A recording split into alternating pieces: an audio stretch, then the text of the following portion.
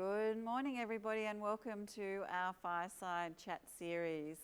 Today we welcome Curtis McGrath to the Fireside Chat. A true story of triumph over tragedy. Curtis McGrath is a paracanoeist like no other. On the 23rd of August 2012, young soldier Curtis McGrath's life changed forever. The decorated sapper was 2 months into a tour of Taliban-rife areas of Afghanistan when he stepped on a homemade landmine, otherwise known as an IED. The then 24-year-old tragically lost both legs in the blast. Curtis enlisted into the Australian Army on the 12th of June 2006 at the age of 18. His focus immediately turned to combat engineering, a role that's main aim is to provide mobility whilst denying the enemy mobility. Duties range from building structures and converting seawater into drinking water for both the Army and the local populace, to destroying bridges and clearing mines and booby traps. Curtis is currently training for the Tokyo Olympics, having won gold in Rio in 2016. He has been recognised for his commitment and dedication to support since 2014. And here are two standout awards. So in 2017, he was honoured with the Medal of the Order of Australia. And in 2019, he was awarded the AIS Male Para-Athlete of the Year. Curtis, welcome to our Fireside Chats this morning. Yeah, good morning. Thank you for having me. It's a pleasure.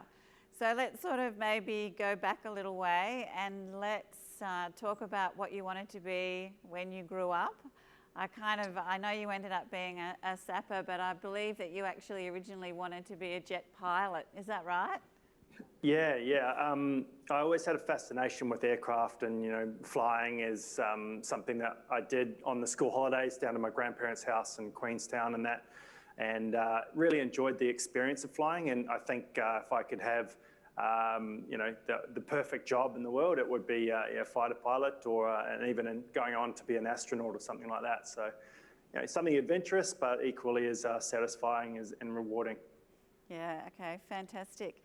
And in terms of sort of what you're doing now and how you're managing and what does an average day look like, what are you up to at the moment, other than probably full-on training?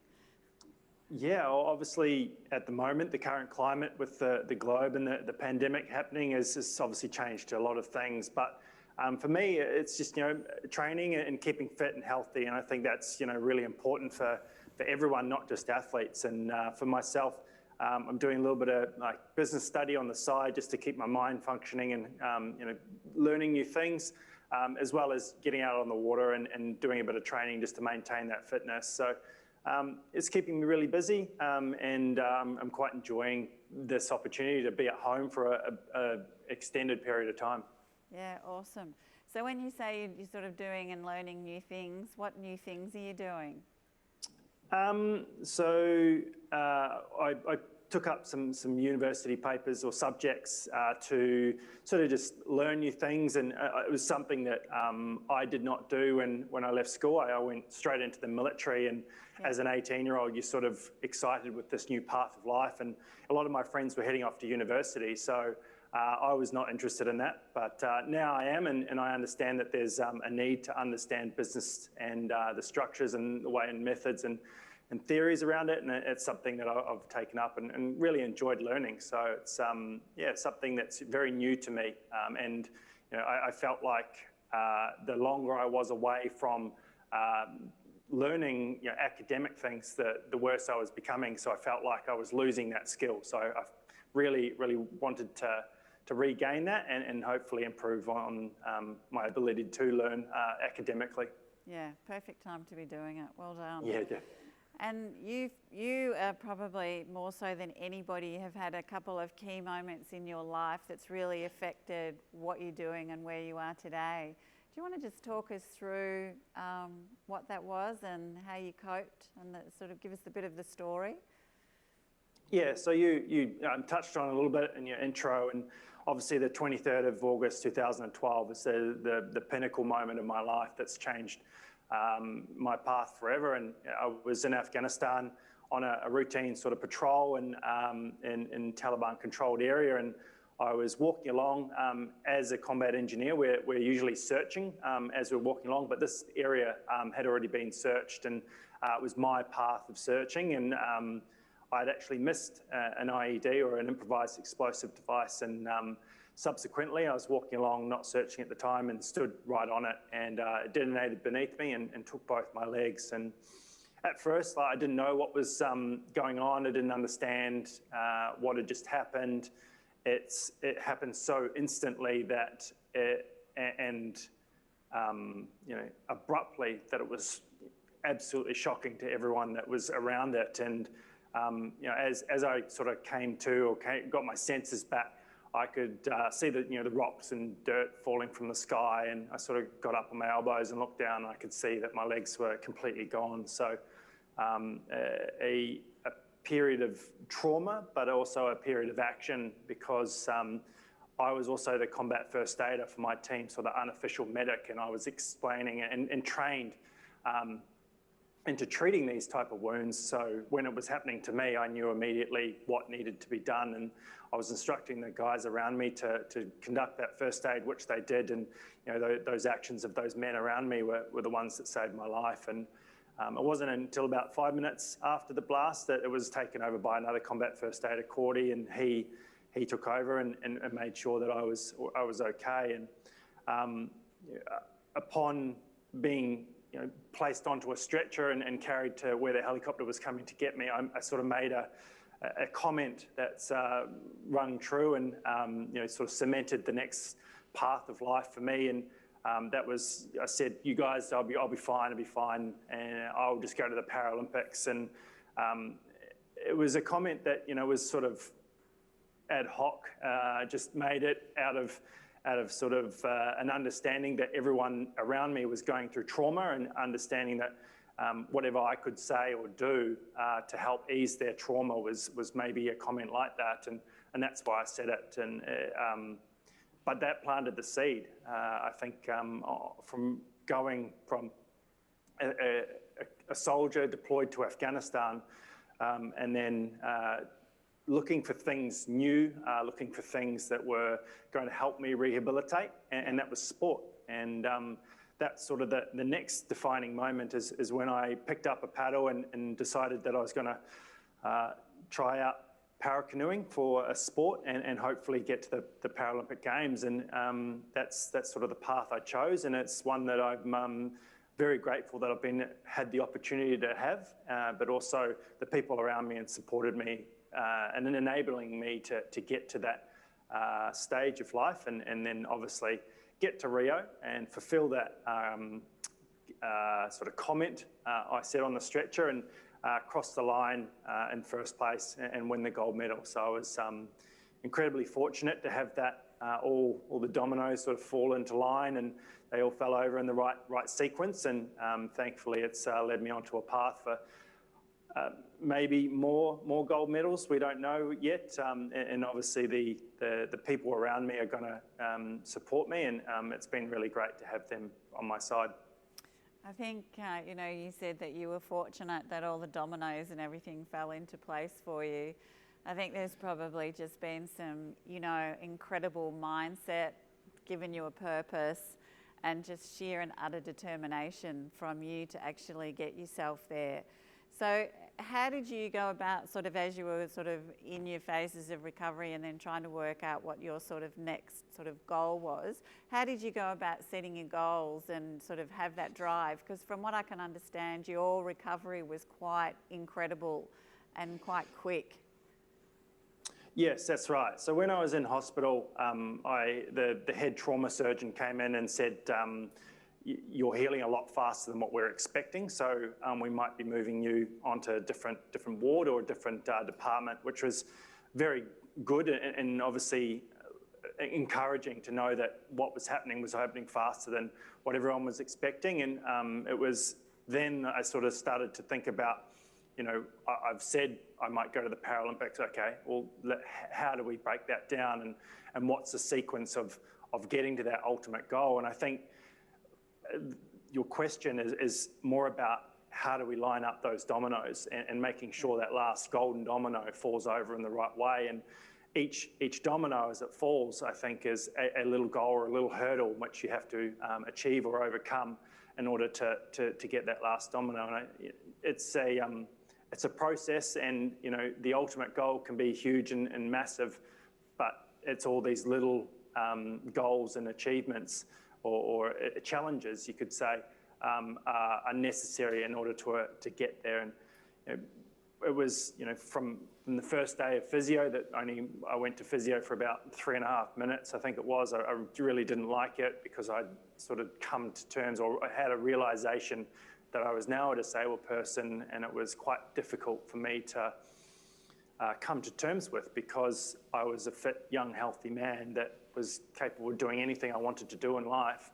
But now I had seen, or I had come to terms with that I'm now a disabled person. I now need a wheelchair. I now need prosthetics. I now need driving modifications just to have a normal life. And that was very difficult. But it was the people around me, my girlfriend then, my wife now, she's supported me that whole way and made me, focus on that goal, and remembering that that's what I'd set my mind to, and that's what I'd told people to do, that I would do. And that's sort of kept me in line and kept me focused. And sure, everyone has a bad day, but it's a balance of that perspective and understanding that there are really bad days, and there's average days, I guess. And the perspective from 2012 to the day before my race in 2016 and at the Paralympics in Rio is a very different feeling in terms of the perspective of the challenges and the overcoming adversity and getting to the ultimate goal of surviving or standing on top of the podium. It's a very different dynamic, but at the same time, they're all challenges.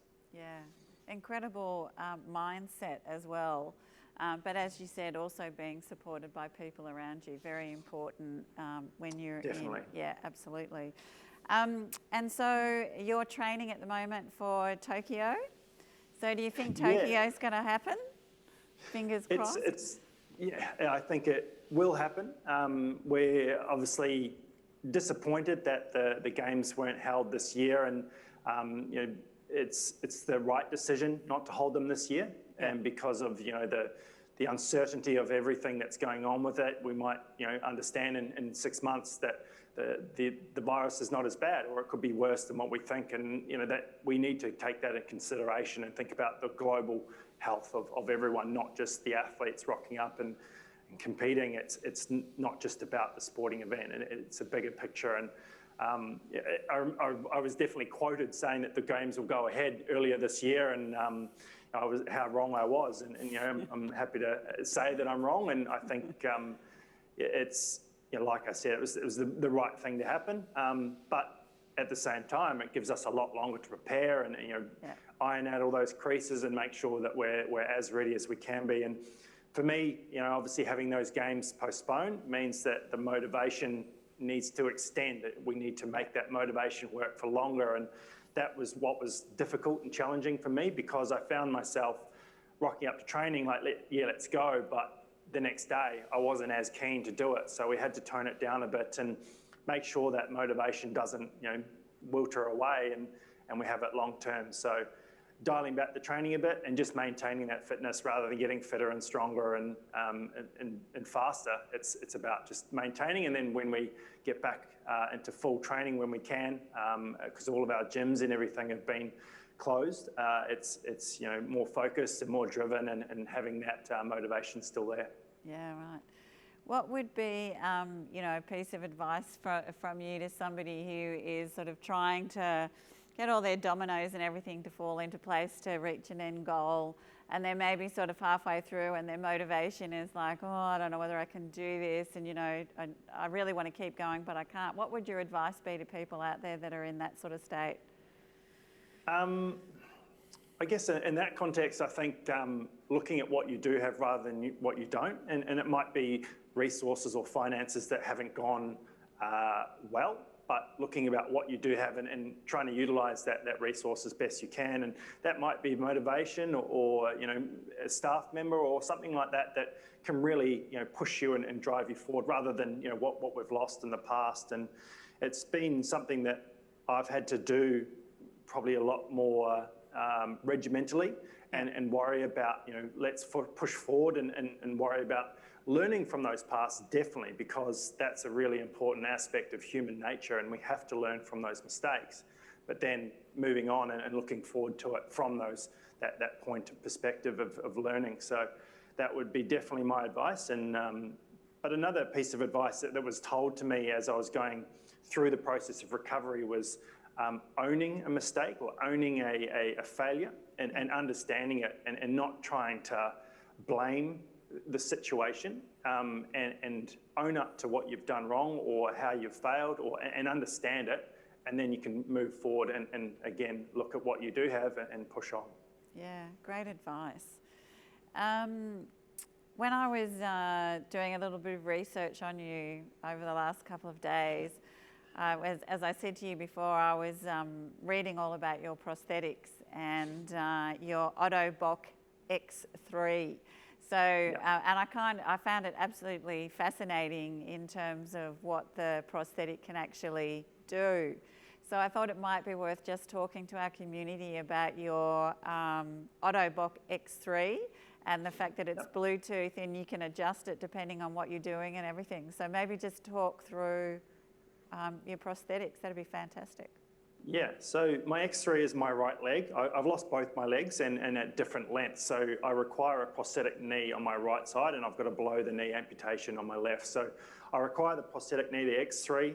It's waterproof, it's got Bluetooth, changes modes, it's battery, and it's a very amazing piece of technology. It's not as good as obviously the human knee, but it's getting close. And I think as we go down the path of technology advancing and trying to mimic the human mind and body, it's really getting pretty exciting in terms of being an amputee.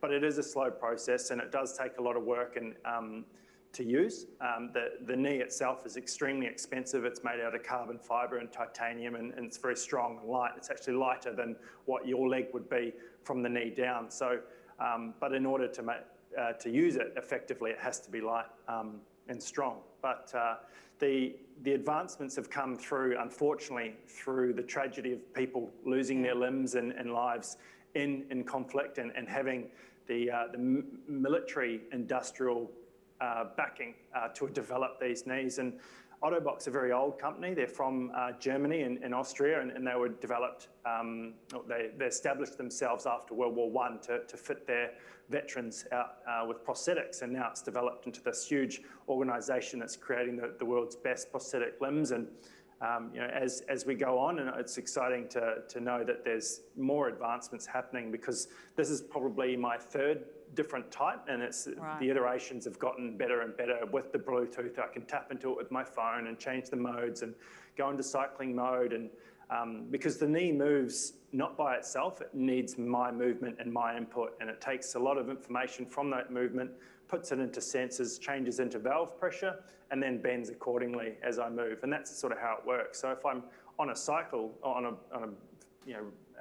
cycle bike in the gym, I need it to be free flowing. So I have to change the way in which that takes that information. So it's pretty cool, and I'm very lucky to live in the age we are and have this prosthetic knee.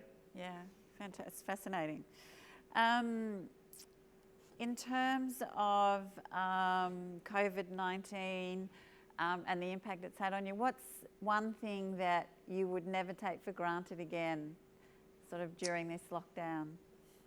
I think time at home. We push ourselves to utilise the time and get things done as much as we can when we're free to do so. But then all of a sudden, we're forced to stop and enjoy that time at home and that time with your family and partner. And that's been something that I've really enjoyed. And I would have been overseas and come back for the World Championships already, and missed my wife's birthday once again for like the 7th year straight. So it's nice to have that time at home and be around my wife and enjoy. I live up on the Gold Coast, so it's a great place to live during the winter months, and I'm very lucky that I've sort of realised that this COVID situation has its benefits for sure. Yeah. And Curtis, is there anything else that you would like to share with our community today? Any wise words of wisdom or anything else you'd like to share?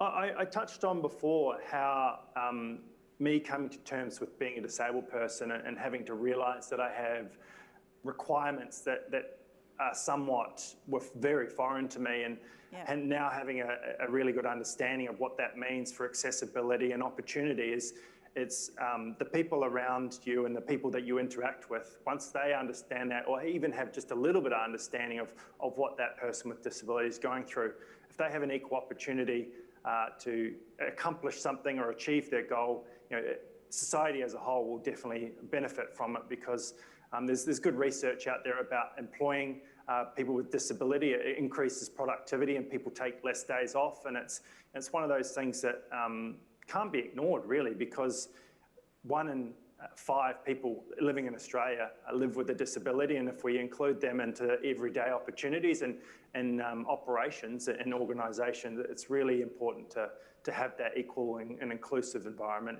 and culture within Australia. Yeah, really, really good final words for today. Inclusive, very relevant in today's world. Yeah. Yes. Curtis McGrath, thank you so much for joining us today for our Fireside Chats. It's been fantastic talking to you, and we wish you all the very best for your ongoing training for Tokyo next year. And yeah, we look forward to catching up with you soon. Thank you very much. Thanks for having me. Thanks, Curtis.